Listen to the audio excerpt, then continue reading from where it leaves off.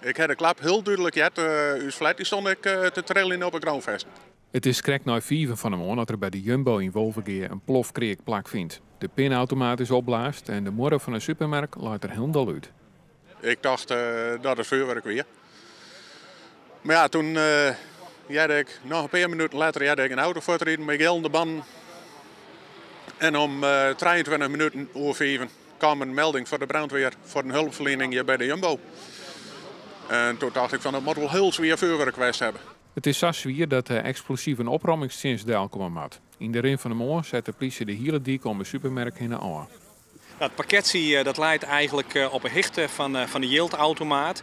De Yield-automaat, zat je met zien kennen, die ik tot ontploffing kwam is. En net alleen nog de Yield-automaat vanzelf. Ik de romte die erachter zit van de Rabobank, de morgen binnen ontzetten, een achterwand in de uitslaan. Er is een opening naar de supermarkt die eerst afsluiten weer. Die is er nou op dit moment, dus er is een behoorlijke explosie geweest. Dus gevaarlijk. Ja, we eerst heel voorzichtig deze plak van het delict benaderen.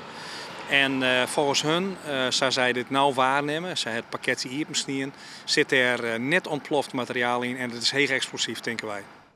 Het pakketje werd afgevierd en voor onderzoek naar het NFI, het Nederlands Forensisch Instituut, bracht. De politie kan daarna verder met onderzoek. De aanwijzing is natuurlijk dat het gaat om een diefstal van Yield. Hè? Om op deze manier met een plofkraak aan Yield te komen. En wat ik je wel zeggen kan is dat wij denken dat er wel Yield is. Hoe vol dat is, dat weten we nog net. En ja, in zijn algemeenheid zijn er een soort plofkraken momenteel in Nederland. Nou, daar zitten we bovenop en wij rechercheren erop. En als vooral mensen ons helpen kunnen, graag.